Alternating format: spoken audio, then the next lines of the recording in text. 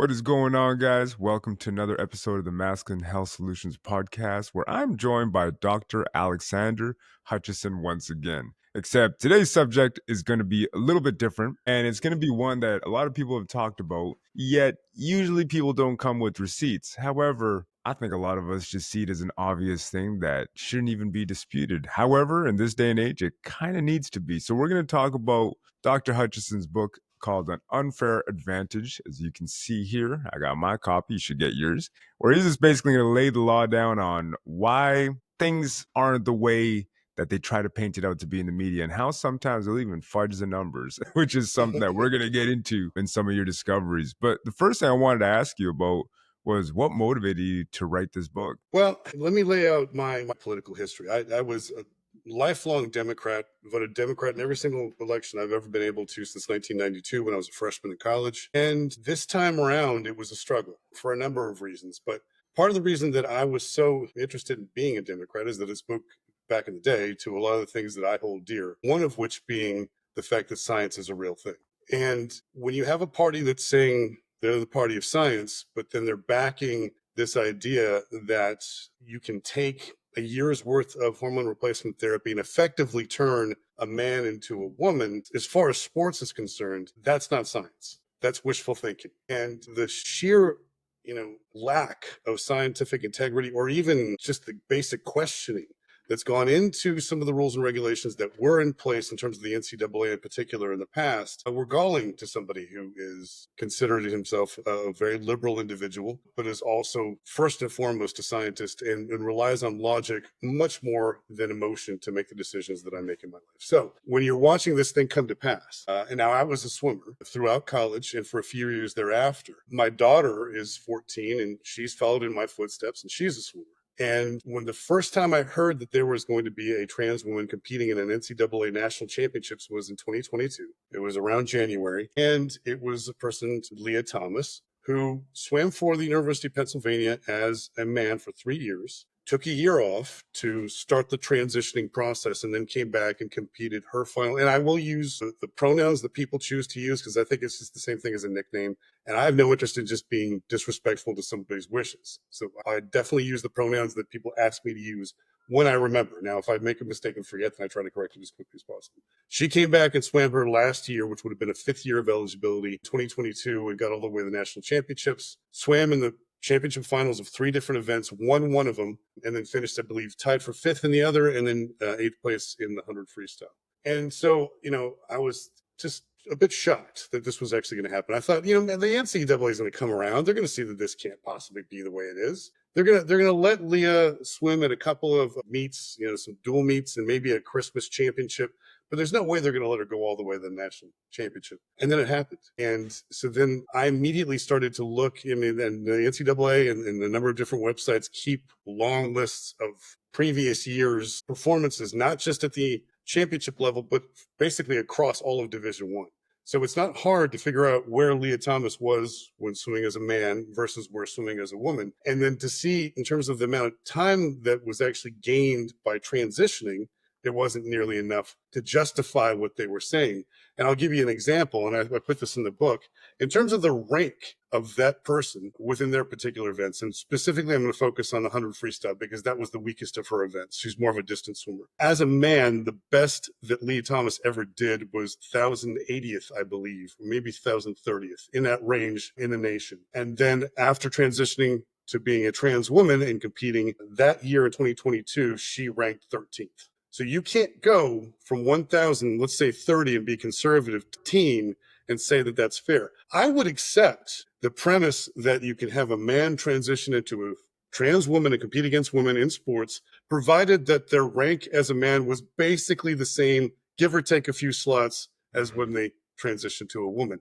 But they can't be that much better than everybody else. Because, if there's one thing that I learned about in writing my third book, in defense of doping, it's that the World Anti-Doping Agency, the U.S. Anti-Doping Agency, all anti-doping agencies are really, really, really focused on maintaining a level playing field. Well, this is the antithesis of a level playing field. Now, trans women, empathize with them. I feel for them. I can't imagine waking up every day and feeling as though I'm in a foreign body. I could not imagine that. And if I were in those shoes, I would probably go through the process of doing some form of transition. I likely would. I'm not the kind of person who just sits around and just pouts. If there's something I'm going to want, I'm going to go get it. That said, it doesn't change the fact that it's not a level playing field.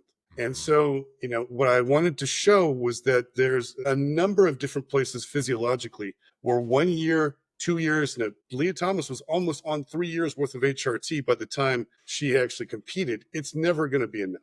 It's just never going to be enough. There are elements of the human body that are effectively locked in by the time you go through puberty. Now, the argument can be made if we do this stuff before puberty, but that's not even something I want to touch because that's just too volcanic of an issue right there. The fact of the matter remains that in most instances, people don't come to this conclusion until they've already gone through puberty. And by that time, the evidence that we have right now shows quite clearly that these adaptations that you make towards being a male or being a female are locked in.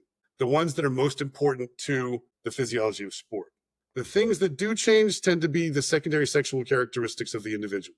So the facial hair will go away. The sharp edges of the skeletal system tend to soften a bit. Musculature decreases. Fat mass increases. If you're on hormone replacement therapy alone, you will get some development of breasts, not very much. In many instances, people also are going to have augmentation surgery to enhance the breasts that they do get. And then obviously the testicles will shrink up because you don't have nearly as much testosterone floating around. Those are the obvious things. But in terms of the things that make males in sports, those don't go away.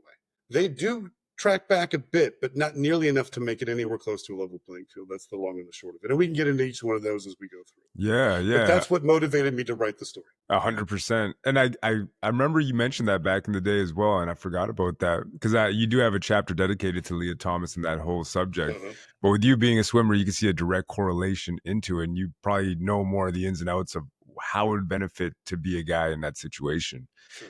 Because there are things where, and like I said, like the one thing that I did want to talk about as well is like, other sports where they've kind of dabbled a little bit, but I think the most dangerous is MMA, where I believe the guys, or her name was Fallon Fox, full transition. And fortunately, Fallon Fox was going out there breaking orbital bones, smashing cheeks, and doing it pretty easily, right? So it is an unfair advantage, but I want to dive into exactly what some of those differences are in our genders that make it so that we have that advantage. Like what makes it so a guy can go out there and have an advantage in these sports? What is it like that makes us different? So if you look at, the first thing to do is to look at how big is the difference between men and women.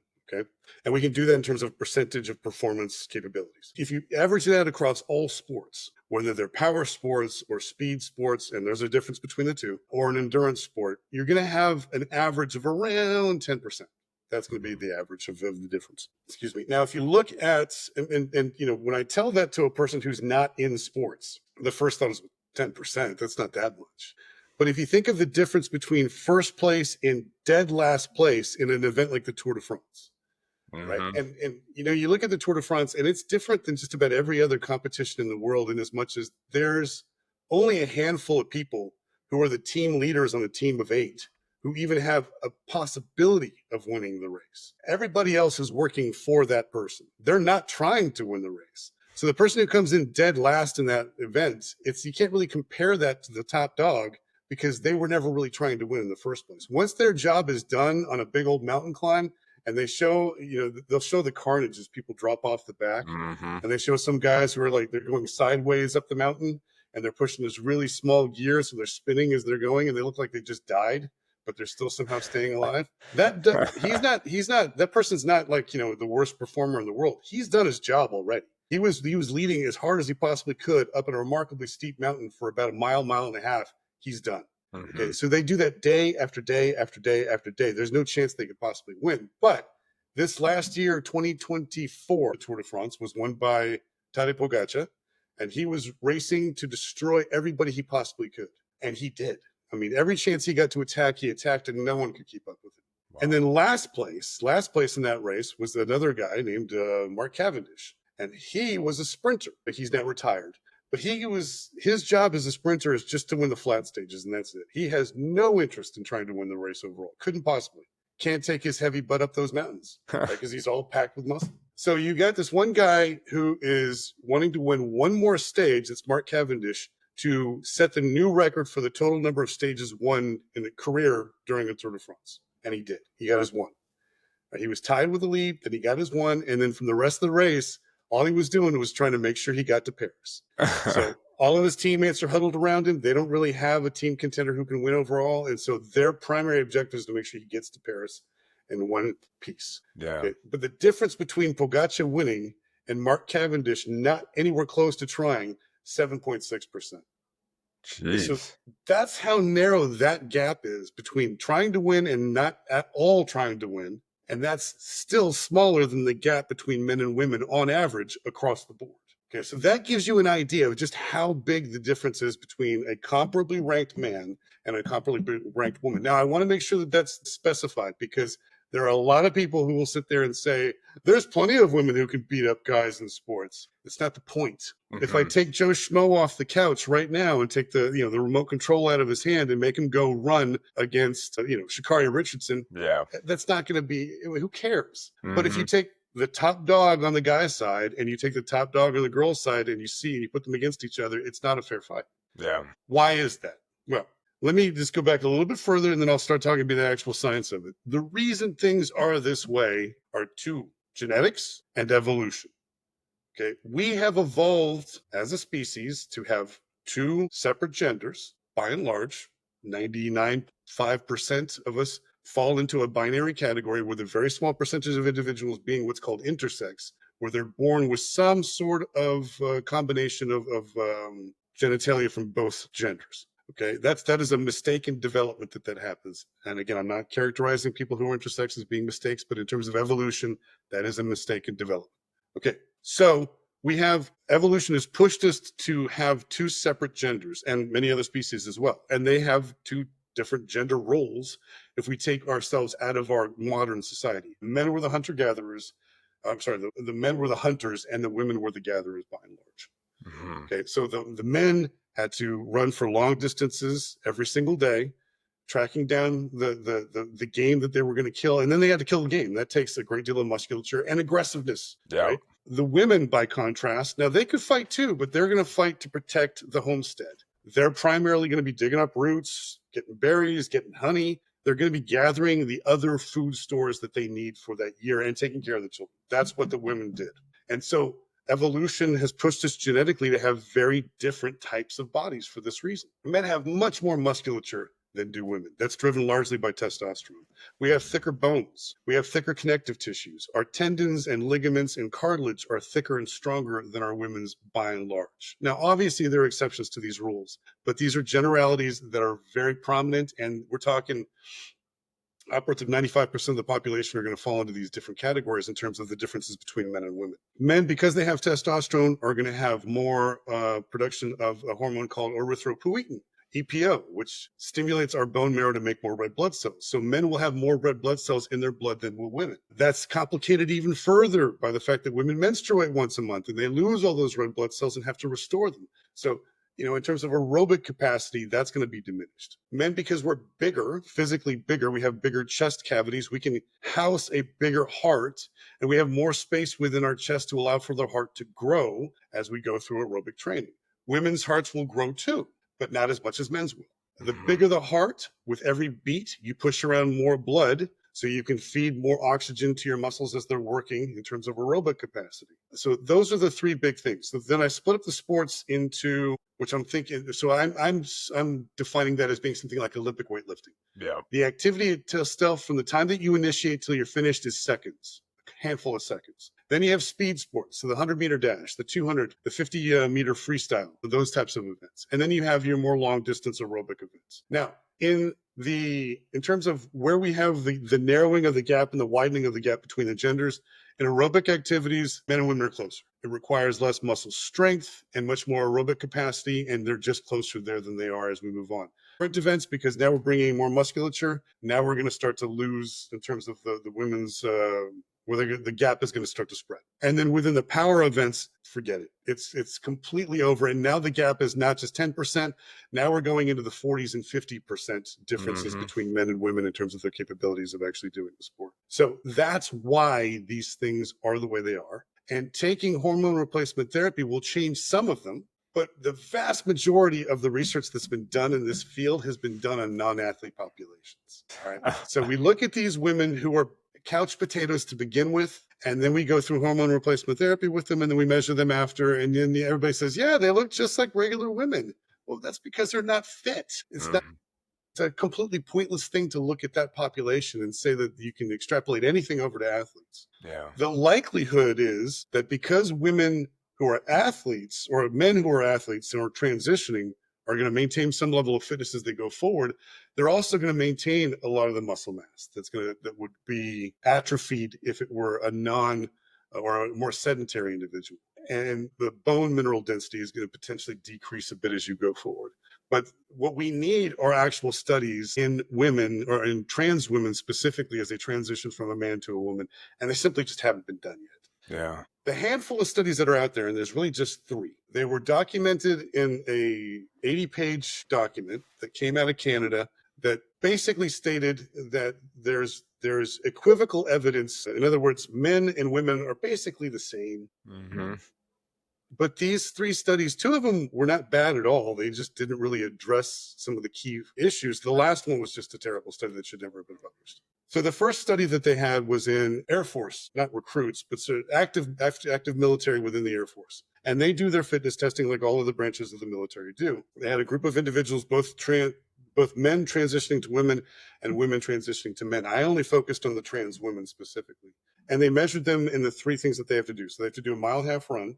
They have to do a minute worth of sit-ups and a minute worth of push-ups, and that's their fitness test. So they measure the researchers measured these now trans women first when they were men, and then over a 2.5-year span to see what changes took place. Initially, what they saw was that the run time stayed pretty consistent, and even at the end of the 2.5 years, they were still faster than the women that were present. But the sit-ups and the push-ups came down a bit. But the problem with the study was that they never tracked how much training they did before, during, or after the transition. And if there's one thing that you have to measure all the time, if it's a fitness study, is how much training you're doing. You Yeah. can't possibly know what's happening if you haven't measured fitness levels or training. And the authors admit that within it was a limitation within the study, and they pointed out explicitly, as they should have, and they did a good job with that.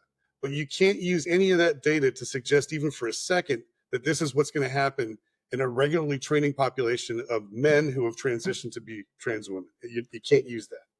Yeah, and it sounds like, man, I mean, because it's such a politically charged subject, do you find that a lot of these studies, or almost the absence of these studies, is to serve the purpose of just continuing with this agenda? Yes. I mean, that's the short answer, and it's the only one I can come up with. There's no other reason to put forth a document that's 88 pages long with only 3 references that have anything to do with the actual science of sport and everything else talking about the social construct that is sports and gender. Relying on the history of how women have been mistreated in sports, how they've had to undergo gender tests and something. And all of these things are true. Women have been treated horribly in the sports world for decades. This doesn't make it better. This just makes it worse. Yeah. At the end of the day, no matter how you feel about it, biologically, these are men who are supplanting women in their own spaces, and that's just not right. Yeah. So therein lies the problem that I have with this. And so I can't view it as anything else other than sticking your fingers in your ears and saying, la, la, la, la, la, I can't hear you. I'm just going to do this anyway. And so, I mean, if I may, I want to just do the other 2 studies Yeah, very for quickly. sure. The second study was a great study, but it measured 3 parameters that really don't speak to sports performance because they never actually measured anything related to sports performance. So they talked about the hematocrit level. And if you take away testosterone and you put in estrogen, the hematocrit's going to come down. The number of red blood cells that you have in your body will decrease if you remove the testosterone and you put in estrogen. No kidding. I mean, we all know that. Body composition is going to change. You're going to have more fat and less muscle mass. It probably won't be as much if they did this in an athletic population, but in the non-athletes that they measured, that's what happened. Not the least bit surprising. And then aerobic capacity decreased as well. Again, not in an athlete population, but it's not surprising that that's the case. But none of those are direct measures of sports performance. So they can't, again, you can't just take that and extrapolate it and say, well, because hematocrit went down, that means they can't run as fast. Well, we don't know. We haven't seen yet. Let's find out. Let's actually measure some running, but they didn't. Because that's not what the study was designed to do. But that's the way it's being interpreted by the people who want it to be saying that. Yeah. Then the last one was the one that killed me the most. And they took a group of runners who were recreational runners and had been already have had undergone transition for anywhere from like 2 or 3 to 13 years. It had been a long time for some of them. And then they asked them what their times were in a 5K, in a 10K, and a half marathon. And when they could, they confirmed those times by looking them up online. But in many instances, there were no records of it, so they had to take their word for it. So right now, that's not data. That's just saying, "Ooh, I hope it's right." That's not data. Wow. And again, they didn't take any measures of what their fitness routines were before they transitioned, during the transition, and now at this end stage after transition. And the one example that they gave of the person who did the most incredible thing ever was a trans woman who was a recreational runner up to the age of 19 when she transitioned from a man to a woman, and then got really serious about doing long distance running. And in this case, I think it was a full marathon that they did before and after. And then during that time, this is the one that they actually knew how much training they had done, and it was a lot more than they'd done prior. That person dropped 50 minutes, 50, 50, and went sub 3 hours in a marathon, 13 years post transition. Okay, so one, they actually went significantly faster than when they were a man after they transitioned. That doesn't help their argument at all. That makes their Yeah. argument worse. And then secondly, this is the one person who actually changed their training routine from being a weekend warrior to being a serious runner. That right away should have kicked that person out of the study. You have to have controls in these studies to have them have any meaning whatsoever. That is it. That's all they have. Those 3 studies, that's it, to support the notion that's been propped up and propagated around the globe that there really isn't a difference between men and women. That's I And it's a mean, lie. ultimately, that's a conclusion that I can gather, and I just feel like everything's a fabrication. It's almost like these I wouldn't even call it a study. I think it's more like a very, I don't know, light observation, and they It's kinda threw a little bit of pseudoscience. data. It's Exactly, pseudoscience. yeah, Yeah. and It's it's not just real like science. it's the kind of stuff that I see that will be cited by quote unquote like political pundits online or something that just kind of need to grab on something. They'll be like, well, this study in Canada proves that, there are no Uh-huh. differences. And they're just going to pull it in when people don't really do a background check and start digging deeper into it. They'll be like, oh, yeah, there's a study that's based. And then you look into it and you're just like, wait a minute, man, this is falling apart. It's like the Wizard of Oz, man. There's nobody here. It's all a Yeah, lie. there's nothing behind that curtain. It's all true. And that's again, I'm not interested, as I put in my intro. I've got plenty of trans friends. The book is dedicated to a trans woman who has been my friend for 20 years and was a member of our wedding party and who we speak to regularly. And she gave me her blessing to include her picture and her name in this Mhm. because she agrees with my position that I don't give a shit. Sorry, I Yeah, couldn't that's care fine. less Yeah, what you want to do with your life, provided it doesn't impinge on mine and my daughter's life. But the yeah, minute that happens, now we have a problem. But yeah, again, I'm not gonna win this battle of trying to convince folks that there needs to be separate divisions for trans women, at least, and potentially trans men, while vilifying everybody and calling them dirty names, because that's not how I feel. yeah. I just feel that this particular place for trans women in society has been misguided in terms of their interest in being included here. Inclusivity is a really important term and has been for a very long time. We do everything we can when my daughter was in elementary school to make sure that kids in her classroom didn't get left out of the stuff that we were trying to plan for some of her friends. So we would invite everybody from her class to the birthday party at the local pool because I didn't want to leave anybody out because I've been left out. My siblings have been left out. That sucks. Yeah. So in there, I'm going to be working for inclusion for sure.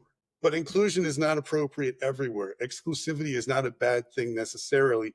And in this instance, women's sports should be saved for women, period. 100% agree. And honestly, the thing about sports too is that whether you like it or not, it's razor thin. And it comes Mhm. down to who are the top performing people. It's reserved specifically for them. Now, if somebody has an unfair advantage in, let's say, boxing, right? They come in and he's taking performance enhancement drugs. He will have to pay the price for that if he pops positive. Uh-huh. Right. But the weird thing about this is that it's blatant, it's in your face, and we're all supposed to just pretend like it's not happening or that it's not an advantage. When you clearly have the data to back it up and say, like, dude, this is totally this is totally an advantage. And the thing is, too, the one thing that you brought up, like, as a father who's seeing your daughter now have to go up against somebody who has blatant advantages that are you can't hide it, right? Mhm. And now it's saying like, okay, my daughter might lose her scholarship because this trans person is going to get this more based off of where we are politically than where my daughter is at athletically. Like, I kind of think that's just wrong, right? And that goes against Oh, I everything that we completely. believe in when it comes to sports. It's not the American way. I mean, the American way is that this should be a meritocracy. You should be based strictly on your capabilities as an athlete against like athletes. End of Yeah. story. And when we want to save people's feelings that being trans is not enough, right? Just being a trans woman in a trans woman division is not enough. I have to be considered just as much a woman as an actual woman. I'm never going to go down that path with anybody, including Adrian Shepard, my good friend.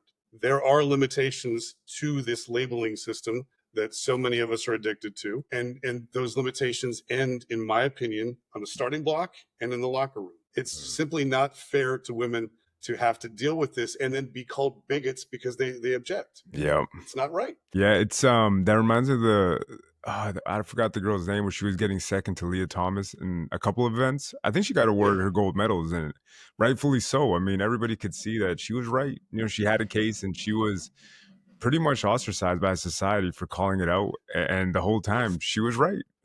that's Riley Gaines, and she Yes. swam with the University of Kentucky. I cite her in my book. I cite her book in my book. It's a good book that she wrote. I would all recommend people to go grab that. She tied for fifth place in the 200 with Leah Thomas. The NCAA, as powerful as they are, as much money as they have, man, they have some real morons running that thing sometimes. They have an award ceremony at the end. They get everybody up on the podiums. They hand you your trophy. And they only had one trophy for fifth place. They didn't have a backup of anything for the purposes of taking pictures. Wow. And they made it abundantly clear as they stood side by side on the fifth place podium that Leah Thomas was the one who had to have the trophy because it was, this amazing accomplishment. And she was just left with nothing. Yeah. So, number one, that there is always the potential for there to be a tie. It's not uncommon. You should always have a backup trophy regardless. But under these circumstances, under these exigent circumstances that are going to be showing your position to the entire world, you've stripped a woman of her rightful trophy to Yeah. give it to a biological man who's saying the optics could not be worse. Yeah. And on top of that, this is my favorite part of all, is that 2022 was the 50-year anniversary of Title IX, right? This landmark legislation that came through to make sure that women had equal opportunities within sports and the classroom. It's not just about sports, it's also about the academics. We're celebrating the 50-year anniversary of this everywhere at this NCAA championships. They have Title IX, Title IX, Title Oh IX, my Title IX. gosh. And then Leah Thomas is now being glommed on as being just an extension of Title IX. Well, Leah Thomas is a trans woman, not a woman. And so it's grossly inappropriate, in my opinion, to have anything to do with that. But that's the way it went. Kind of, it seems almost oxymoronic in nature. It's like, let's do something that Somewhat, completely goes against what we're trying it's to very represent. ironic to say the least. I Yeah, mean, that's the odd part. But very strange. But one thing I did want to jump into, and you've written a couple of chapters, or you wrote a chapter in the book talking about muscles specifically. mhm. That is something that I want to get your take on it. Muscles, bone density, and you did touch on ligaments and stuff. And I want to go just kind of the structural side of things because for me and a lot of listeners as well, like it's kind of obvious for us to see that guys are generally bigger, but Mhm. internally, like what does that look like? Is it protein synthesis? What is it about males versus females that makes it so different when it comes to musculature? One word: testosterone. Oh, I mean, that's going to be the driving force. So obviously, testosterone is an anabolic steroid that allows both men and women to accrete mass. You are going to be hypertrophying your muscles if you do basic eccentric damage to them over and over again. Okay. mhm. Now, the interesting thing that I did not know until I started doing research for this was that when we do resistance training of any kind to actually put on additional muscle mass, men put on far more than women can, largely because of the testosterone, but also because men have the capacity to put on or to add additional nuclei to their muscle cells. So the vast majority of cells have just one nucleus that contains their DNA, which codes for the proteins that are then going to be made for that cell to function. But muscle cells are different. Number one, they're huge. They're as long as the muscle that contains them. So like the sartorius muscle basically goes from your hip across the front of your thigh and clinches in just below the knee. And that's going to be like 3 feet long. So those muscle cells are 3 feet long. So if you think about trying to decode the DNA in a nucleus that's in the middle of that cell and then send all those proteins way off to the edges, it's inefficient. So muscle, unlike most cells, is multinucleated. It has tons and tons of nuclei throughout those muscle cells. But here's the kicker, is that if we're exposed to testosterone, you actually produce more nuclei within your muscle cells. And it makes it so that you can hypertrophy those muscles quicker. Okay. Then when you back off of training, your muscles will atrophy, they'll shrink back down, but the nuclei stay. They don't go away. Oh, So you add these additional nuclei and they're already present. The next time through you come with the training, you hypertrophy faster than you did the first time. it's a And that's muscle driven memory. to some degree. That's what we're going to call that. Absolutely. And so that's driven by testosterone. Even if you just expose yourself to additional testosterone, you will then make more nuclei within your myofibers. Obviously, women can't do that. Okay. So you're taking a man who has gone through puberty, has plenty of testosterone up to this point, and has trained. They have additional nuclei that women will never have. And when they transition, what the evidence suggests, although this hasn't been tested, is that those nuclei that they gained while being a man and training don't go away. So no amount of additional training the woman does is ever going to make it so that she can catch up to the number of nuclei that the trans woman has in their muscle cells already. They're always going to maintain additional capacity for hypertrophy that women won't have. So there's the big thing when it comes to muscle mass. Interesting. And if And it doesn't change. I was gonna say there's no way to kind of get around from that because I remember hearing about that too with guys that would take exogenous testosterone and how like they just have more receptor sites as well, if I'm not mistaken. And They like will. The receptor sites come and go depending on the amount of testosterone that you have present at any given time. But those myonuclei don't. That's something that was not really known until about 10 years ago. that's So much so crazy. that now the World Anti-Doping Agency is doing some studies to see if someone has taken testosterone or another anabolic steroid and they put on that mass and then they stop taking it for years, do they still maintain those extra nuclei? Because if they do, the minute you've taken testosterone, it probably is not going to matter much thereafter. You're still going to have a residual athletic advantage over all the rest of your competitors because they Interesting. haven't taken it. So there's a conundrum here that even WADA recognizes isn't going to have to do some research on. That's interesting. So that's muscle. Yeah. Bone and connective tissue, the real issue there is injuries. Because women's bones are less dense than our men's, largely because of testosterone again. And then they're also their connective tissues are not as strong as men's. And that has a lot more to do with the presence of both estrogen and progesterone, because they can drive, estrogen tends to weaken ligaments and tendons, and progesterone tends to increase the strength of them. We see that women are much more prone to getting ACL injuries than men. And we see that the time of month is critical for when the majority of those injuries take place. And it's usually taking place when estrogen levels are their highest and progesterone levels are the lowest. If you have a trans woman who, from that point forward, prior was a man, they have genetically stronger connective tissues to begin with, and then they get irregular doses of estrogen that don't fluctuate up and down. That's going to probably prevent a number of injuries that women will be susceptible to.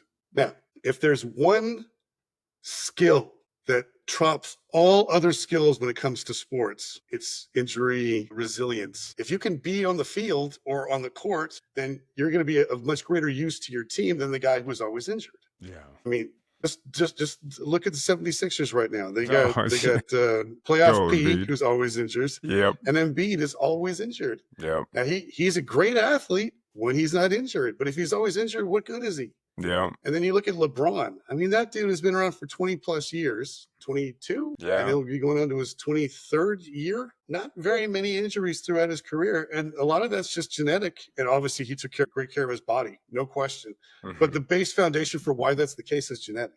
Yeah. So the biggest issue with the connective tissues being bone and ligaments, tendons, cartilage is that men are less susceptible to injury than our women. And that means that trans women are less susceptible to injury than our women. And therein lies another athletic advantage. Yeah. I mean, again, the book is called An Unfair Advantage, and you can keep drawing more and It more, is. right? Like it seems like it's almost too easy. Because the truth of the matter is, like you said, like if you can't be on the field, you can't make any money. You can't. I mean, honestly, there's not a whole lot you can do from the sidelines, right? Well, you can't compete. If you can't compete, there's not a debate to be had. And the other thing too to keep in mind, I remember it was kind of I think it was like a comedy sketch by some dude who's just like, well, with the WNBA, you just kind of follow, and he was talking about how if you follow like their time of the month, you'll see that their performance will actually decrease. Now, if you put a couple guys in the mix, they're just gonna rip it up. I mean, it reminds me of that movie called Joanna Man back in the day, where Back he in was the playing, and early 90s. obviously, yeah, he didn't have to worry about his period or anything, right? So he'll be out there playing no problem. And again, that's an unfair advantage too, because men don't go through that. It's No, like you're they don't. telling me. And neither do trans women. Exactly. And so I can tell you, my wife will tell you that, her performances in her events as a track athlete were not as good when she was on her period. My daughter will tell you that she hates going to swim meets when she's on her period. Not just the fact that you're losing a bunch of red blood cells. You have these big hormonal shifts that play with your head. Mhm. And then you're constantly worried about, am I going to bleed through my suit? These are things that people like. I never had to deal with this. I would Ever. never conceive of this. But Mhm. I was also the kind of person, like, if my parents showed up to my swim meet late, I was so distracted that I wouldn't swim well. Like, because I'm Yeah. constantly looking to see if they were showing up, because I need everything to just be the Lined way I up. need it to be, because I'm so type A when it comes to athletics. And now I have to worry about if people are going to see me bleed through my suit. That's something the guys never conceive of. Yeah. And so, again, even on these really small things, and I don't think it's a small thing, but in most guys' mind, it is, because it's something women are not going to talk to them about.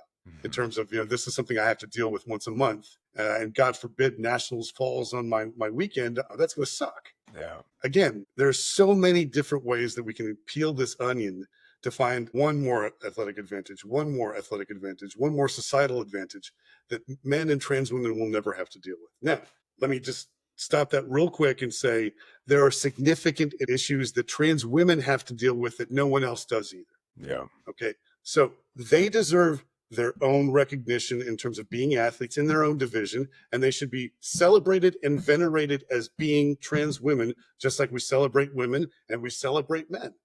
We don't have to shoehorn them into being just women, because they're not. Mm. But at the same time, they have their own set of challenges, like going through a transition, having decided that in your life is so complicated because you don't feel like you belong in the body you're in, that you need to transition. That's another set of challenges that I'll never have to deal with, and neither will a woman.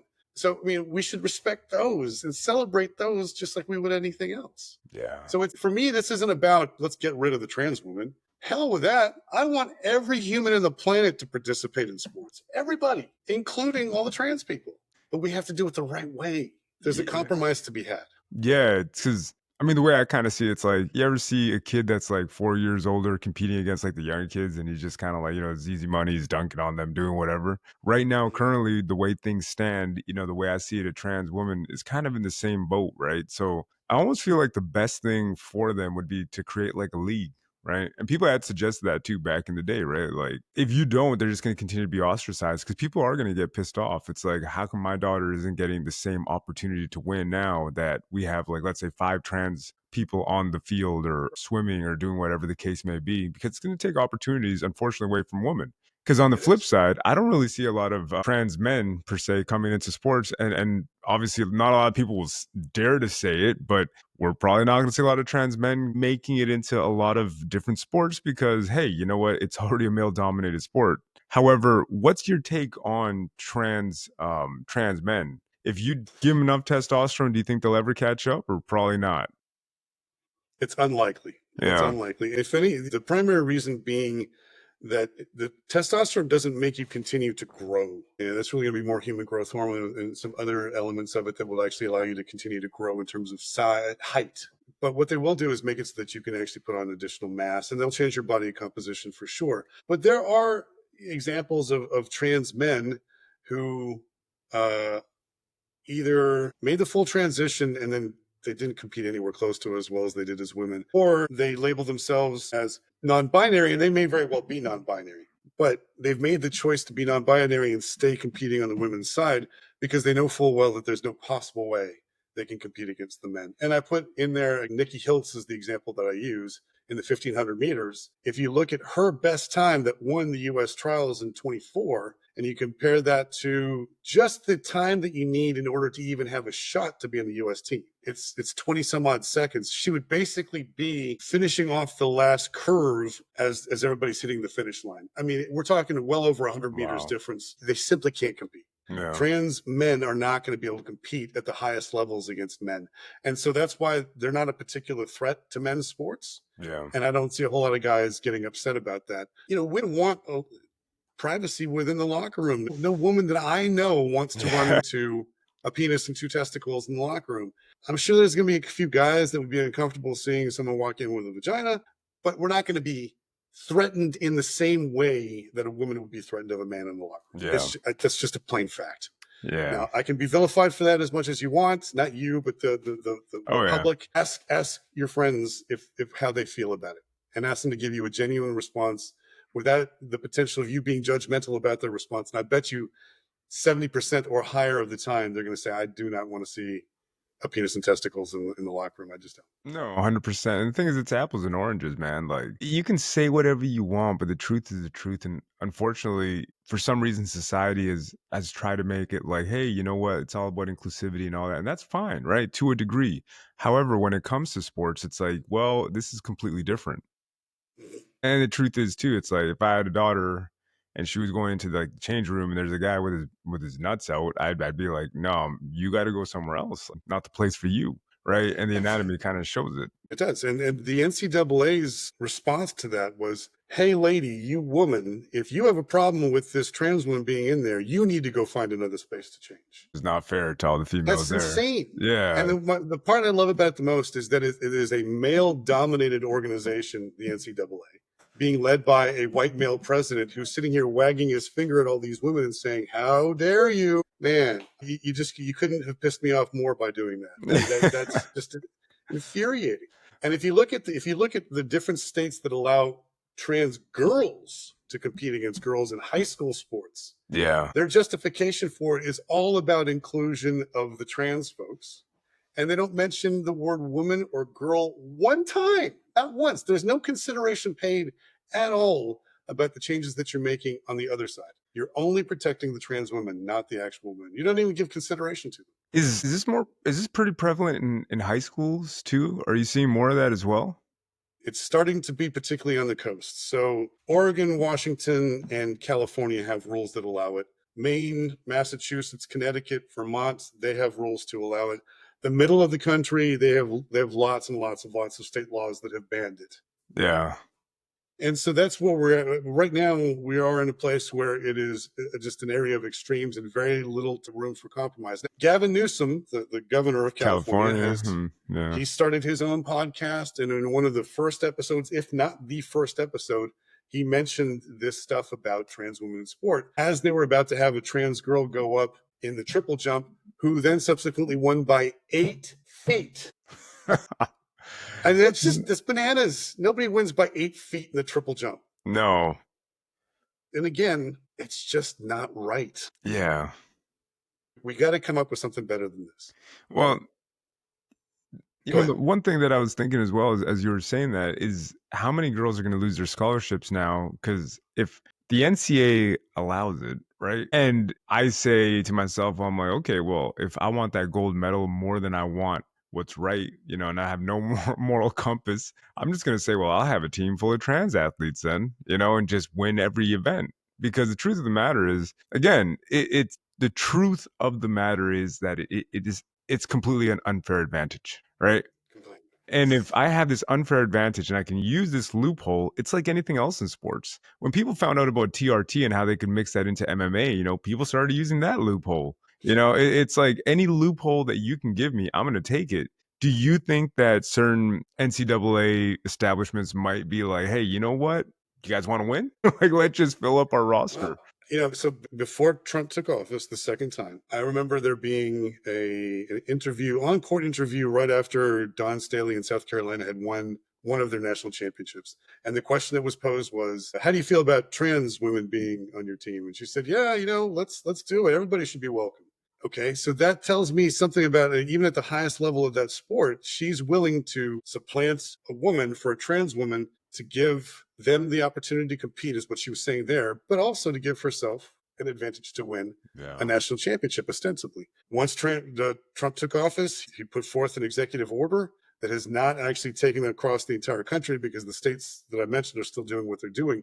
But the NCAA immediately reversed course and they banned all trans women from sports. on the women's side. Yeah. That's only an executive order. It has not been codified into law. The minute that a Democrat comes into office, the potential is there for them to reverse that, and then we go right back to the Wild West where we are. So I'm hoping that at some point in the relatively near future, this does get codified into law. Yeah. But at the same time, you got to make space for the trans athletes. We got to do something to make space for them. Yeah. And I don't think it's not going to work to say you can still compete with the guys, because they're not men anymore either. Yeah. They're not women, but they're not men anymore. They're trans women. There's something different. And so let's make them their own division. And for the folks who say there's not enough of them, I don't want to hear that. That's just too bad. One. And two, I can tell you in the age group athletes, the upper divisions, as they get past 70 years old, those final heats have 2-3 athletes who are coming from all across the country. It's not a full competition. It doesn't stop those folks from working their rear ends off and competing as best they possibly can. The longer this goes on, there will be more trans athletes, I guarantee you. Yeah. So, that's the most logical thing to do. Let's do the most logical thing. Let's rely on logic and less on feelings. Let's not ignore feelings, but let's not make them the be all end all of human existence. There is this thing called logic. Let's Yeah. use it. Oh, and the scientific data completely backs that up. That's the truth of the matter too. It's kind of because I wanted to end off with like, what would be your solution? And I think that's kind of the best way to go about it, because you're right. There's a lot of events where, I mean, ultimately, when it comes to sport, obviously you're competing against your peers, but at the same time, you do it a lot for yourself and your own personal development, right? Absolutely. So a lot of the times people just want the opportunity to go out there and showcase what it is that they've been working on, right? And again, in some of these events, like even for bodybuilding, let's say like the master class, like over 40 or over 50, they're not the biggest divisions in the world. There's maybe like 5-10 competitors, but they're super happy to be there. It's their time to shine, and that's what they work for, right? So ultimately, you're right. People will travel across the country, and maybe if it has to be just one event, like one big event, let's say, I don't know, you do Maryland or something, and you just host it there and have like a tournament of sorts, and kind of just maybe make it so that they can have their own spot, their own place. And Yeah, it's kind of like, okay, this I is your agree. division, and you just divide it. And that's the thing too. It's like another thing that I always brought up too is that we have weight divisions for a reason, and it's divided male, female. Like I'm not interested in seeing a heavyweight take on a lightweight boxer. I'm not. No, Like, I don't want to see Anthony Joshua go up against like Teofimo Lopez or something. It doesn't make any sense, right? So I kind of see it the same way. It's like, as long as we divide it the way we have done everything else, which is with logic, looking at science and taking these things into consideration, it's like, well, why not? You can totally host an event or some type of, I don't know, tournament that's specifically for the trans community, and they can go and do whatever it is, do all this. Maybe like one big unified tournament of sorts, right? Where they can have like I all their think tracks I in. think I would like to see it be one big unified tournament along with the men and women and the trans men if they're going to be there. I don't want to see it being the trans championship, because now we're getting into segregation, Yeah. and that's going to be a really bad thing. But let's just have them compete at the same meet with everybody else in the trans division. Now, you've heard about the enhanced games, right? Oh yeah. So Yeah. this Yeah. over You're the the one who told me last about two that. weeks, they found their home. They're going to be in Las Vegas, and then they had their first world record set last weekend by a swimmer who swam the 50-meter freestyle in 200ths of a second faster than the current world record. Obviously, it won't stand because he's Yeah. doping. But that swim was done alone with no one next to him to drive him, and he still swam the fastest time in recorded history. So you don't have to have competitors next to you to swim the race of your life. It certainly helps, but it Yeah. doesn't have to be the case. So there's going to be a compromise to be had. And as is always the case when it comes to these things that are driven largely by cultural norms, when the pendulum swings to a direction to try to correct something, it tends to overswing. Yeah. Right. So we're way over here on the very conservative side, and everybody's calling, trans people these horrible Yeah. names. And then all of a sudden, sometime around 2020, it starts to swing back. And then way over here, and then 2022, we have Leah Thomas dominating swimming. And now Trump takes office, and we're coming right back. We're going to ban everybody. Get in the middle. Let's get in the middle. All the moderate people in the world, come talk to me. I'm one of you. Yeah. Right. I'm a left-leaning moderate, but I'm right here in the middle. And I want there to be a sane approach to this that doesn't require us to be mean or cruel to anybody. Mhm. It's there. We just have to do it. 100%. Before you go, Dr. Hutchison, where can we find your book? I published this on Amazon, so you can find it there. An Unfair Advantage in Sports, the Body Matters. If anybody wants to get in touch with me to speak about this or invite me to talk, Alexander at goodegg.fitness. Shoot me an email. I'm happy to correspond to anybody. I'm not interested in getting your hate email. It happens. But if you want to have a legitimate conversation, I will respond. 100%. And that's the beauty of it is that I love the fact that people that want to see a modern society are always down to talk. Unfortunately, it doesn't matter if it's the left or the right. People seem polarized and just want to yell. And same boat as you, man. Like, you know what? Don't come for that. If you guys do want to have a good conversation, reach out, right? And for the most part, I think most humans are in the middle anyways. So The vast majority of us. The vast majority of us. yeah, 100%, man. But thank you again for your time, and we'll see you guys in the next episode.